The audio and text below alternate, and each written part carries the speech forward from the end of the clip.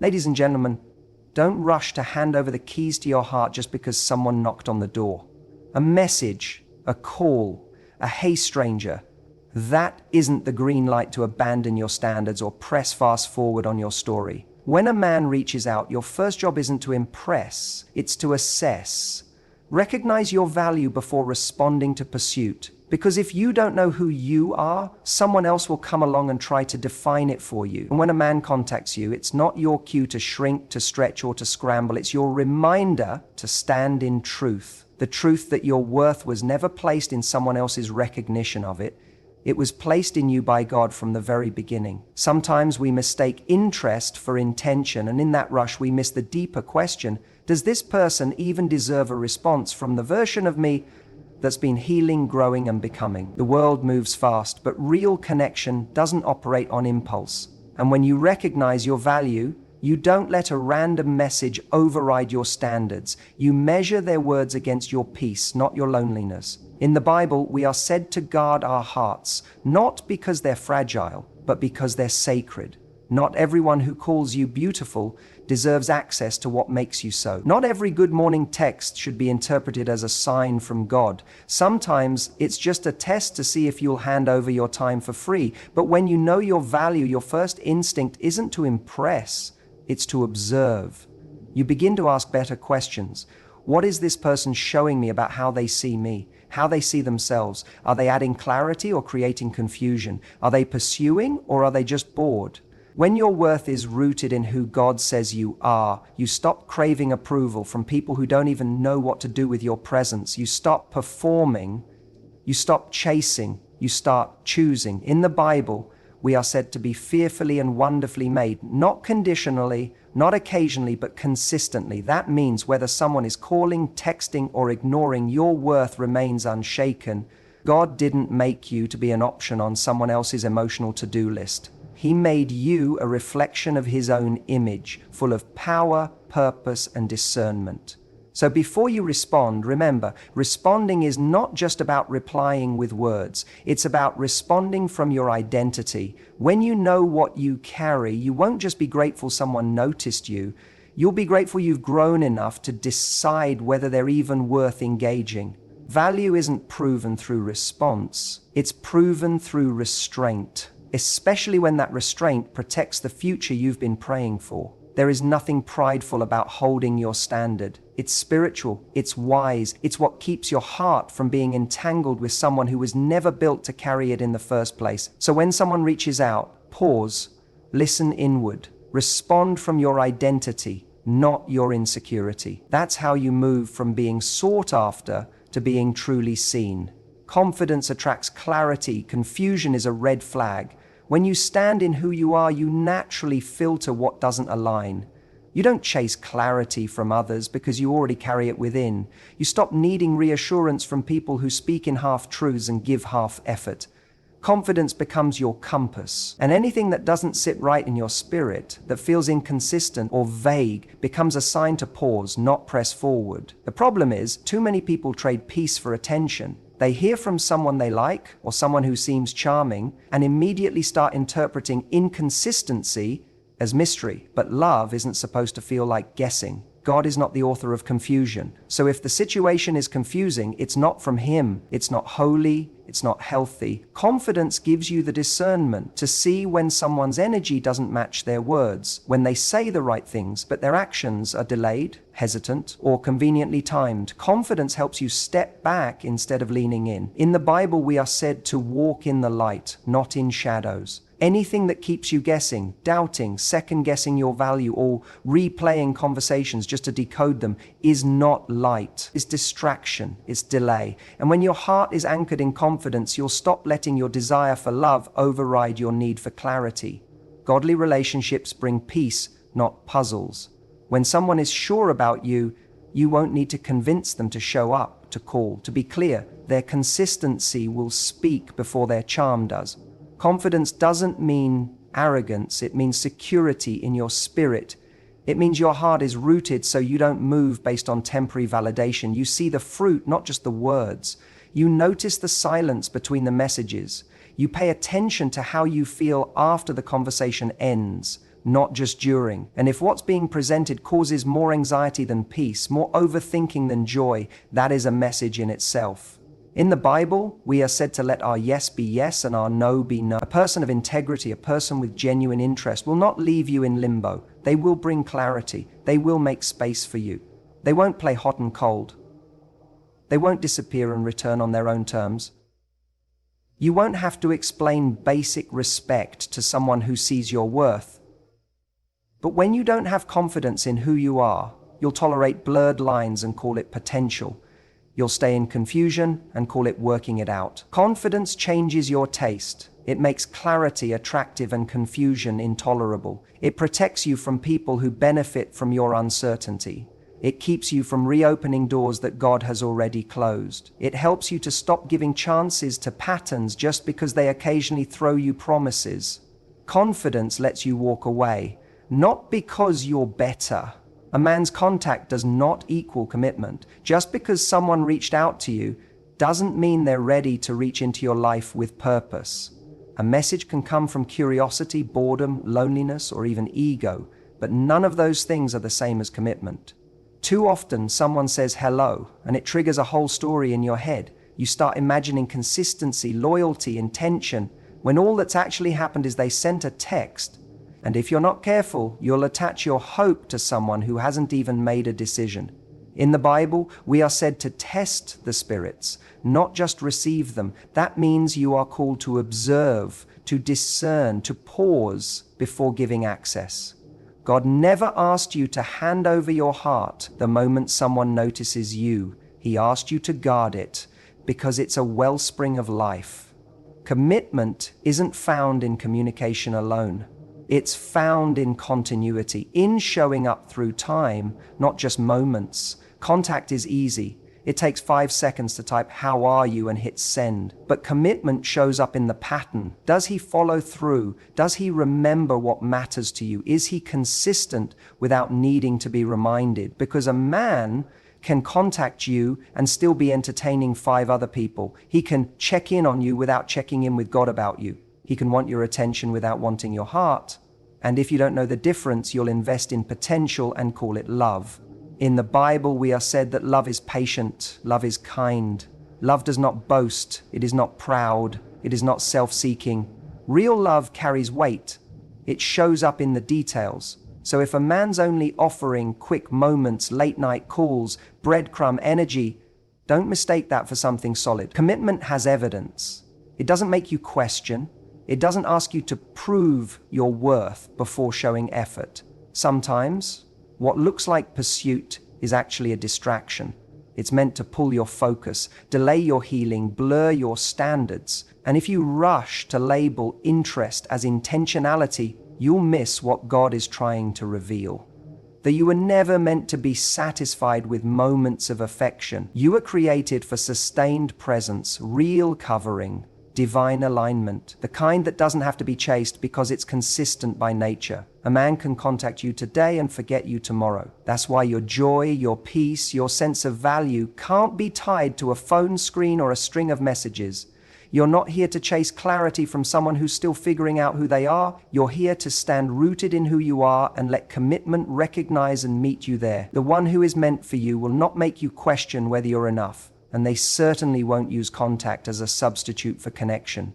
If he can't lead in conversation, he's not ready to lead in relationship, because leadership doesn't start with a title, it starts with tone. It shows up in how a man listens, how he responds, how he creates space for honesty, and how he handles silence.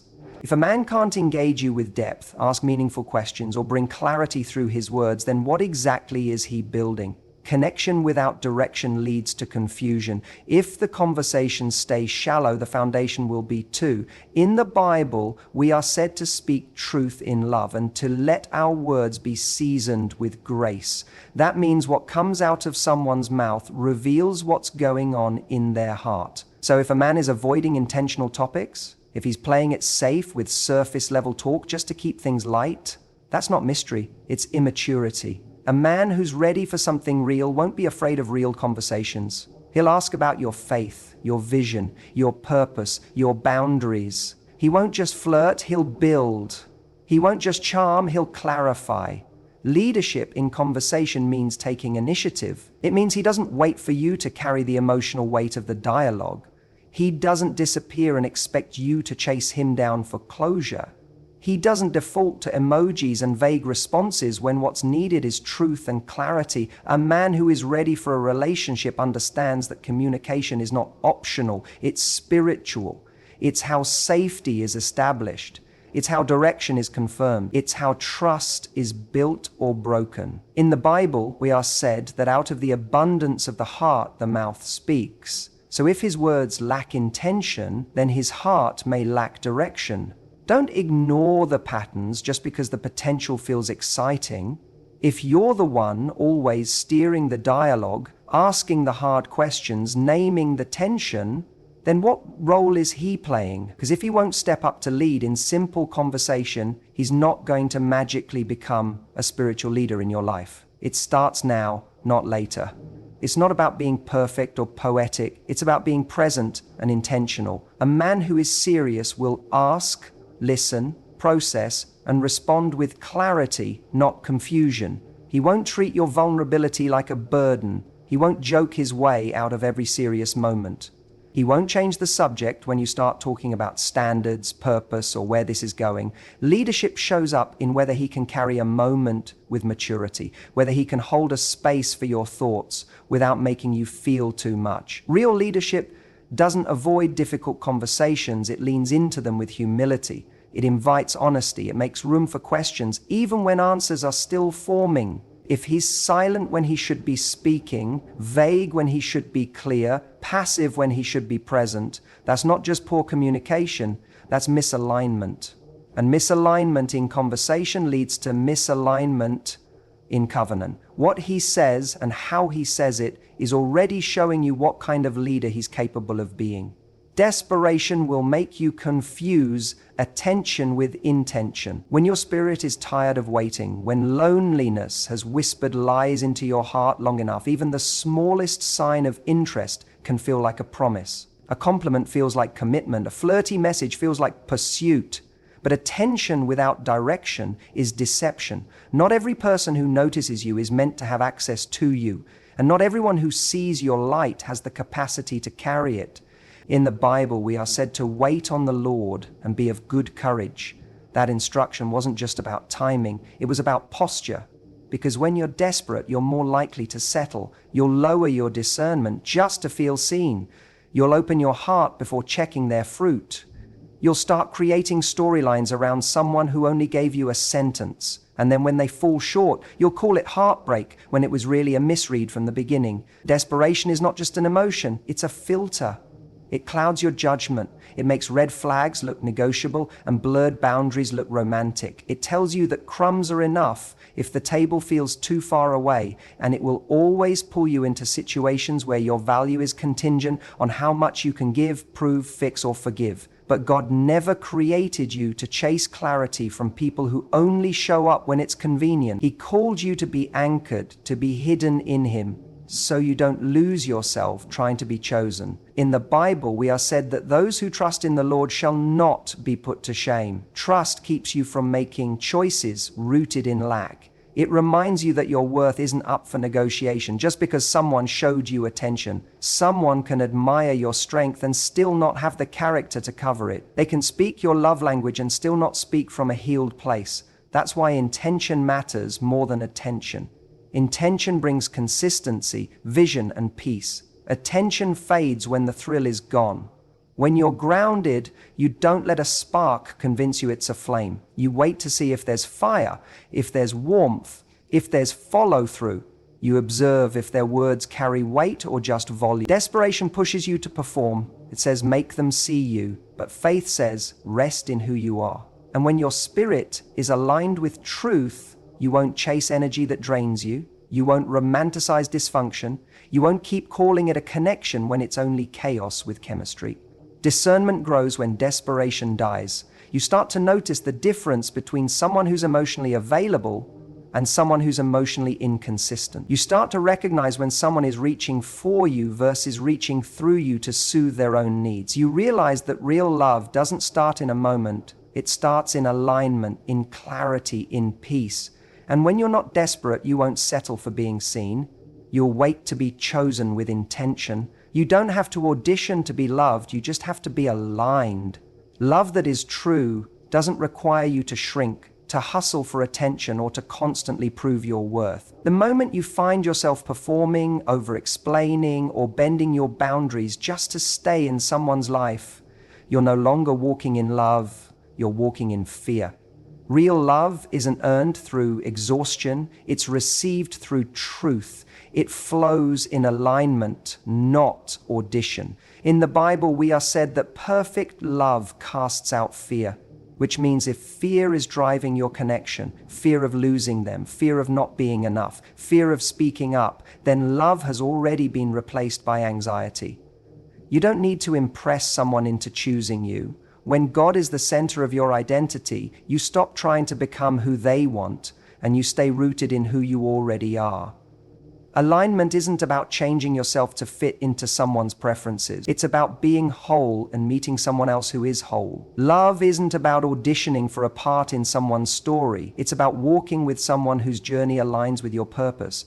When you're in alignment, you stop chasing compatibility based only on chemistry or vibes. You look deeper, you ask yourself, does this relationship reflect peace, honor, and mutual vision? You stop settling for attraction without substance, connection without commitment, access without clarity. Auditioning leads to burnout. It makes you constantly manage perception instead of living from authenticity. It makes you afraid to rest, afraid to speak up, afraid to just be.